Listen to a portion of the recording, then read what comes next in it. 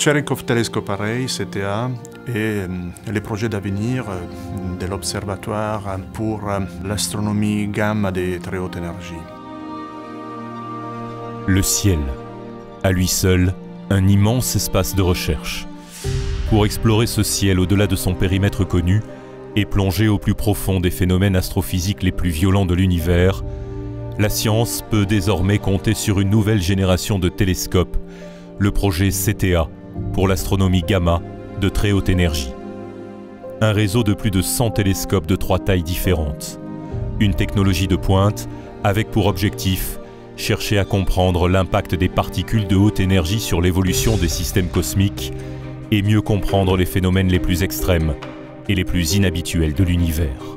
En astronomie gamma, on regarde une catégorie particulière d'objets, ce sont ceux qui sont les plus violents, que ce soit dans une galaxie ou dans le reste de l'univers. Donc on va regarder des étoiles en fin de vie qui explosent, des supernovas ou ce qui reste après de ces objets-là, des noyaux actifs de galaxies, des trous noirs supermassifs qu'il y a au centre des galaxies, autour desquels se produisent des phénomènes extrêmement violents. Le but de CTA, c'est quand même d'atteindre en fait des niveaux de sensibilité qui n'ont jamais été atteints en fait auparavant dans ce type d'expérience. Donc vraiment de pouvoir en fait détecter des signaux qui sont extrêmement faibles. À des années-lumière de ce qui sera observé et à plus de 3000 km du site CTA de l'hémisphère nord, de la Palma aux Canaries, le LAP sur les bords du lac d'Annecy. Au cœur de ce projet de télescope nouvelle génération, le LAP a conçu et élaboré plusieurs éléments essentiels du télescope LST. Des pièces maîtresses de ce dispositif inédit.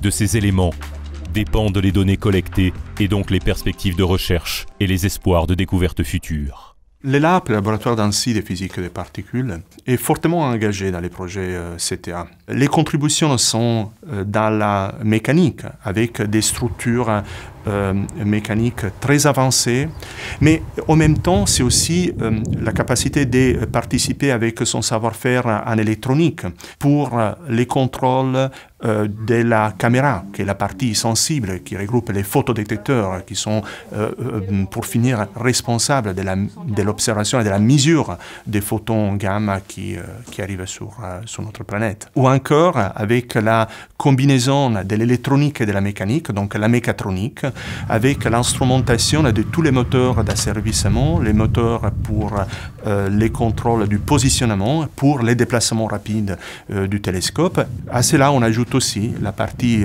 logicielle avec les informaticiens qui ont contribué à la fois avec les logiciels des contrôles en temps réel de l'instrumentation et également les logiciels pour l'acquisition et le traitement des données scientifiques.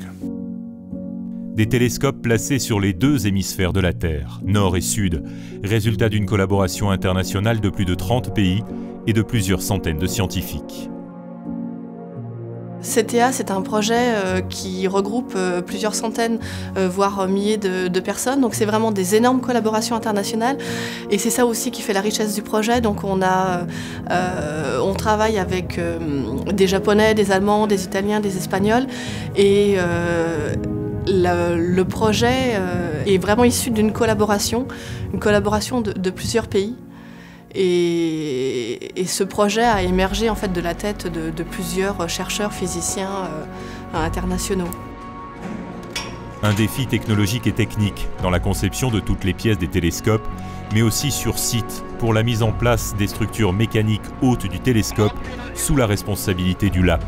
Des conditions extrêmes, le vent, le travail en hauteur, une précision ultime dans chaque geste, et surtout l'impossibilité de compromettre par une fausse manœuvre ou une erreur de calcul une technologie aussi sophistiquée.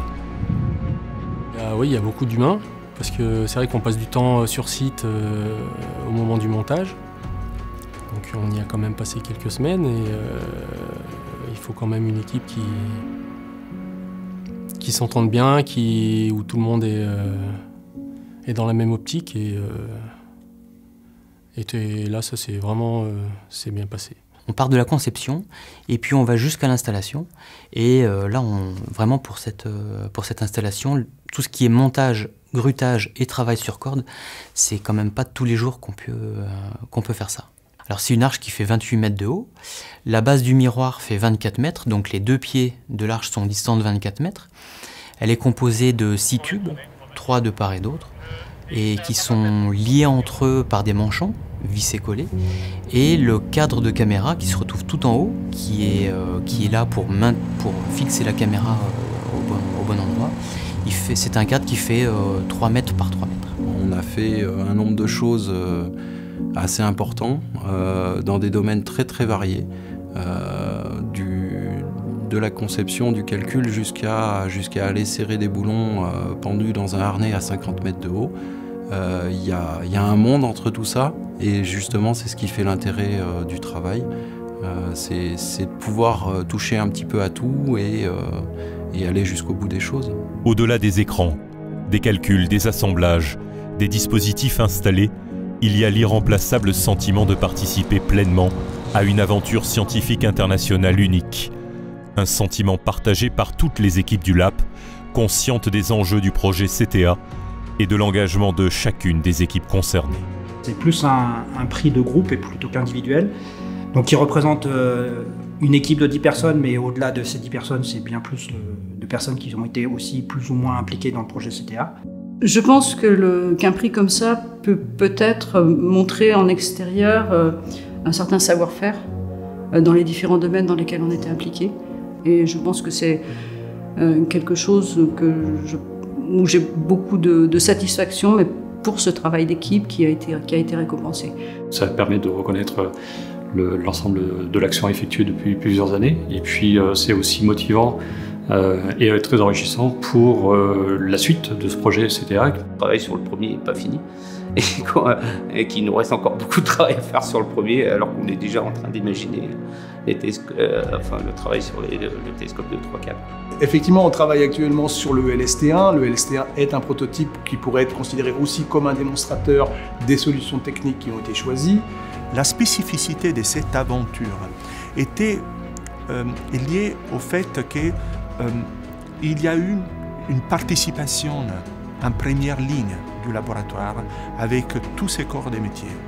Cela nous a permis aussi de transmettre des valeurs et une capacité scientifique et technique au niveau international. L'esprit d'équipe et l'excellence sont les mots-clés de cette aventure.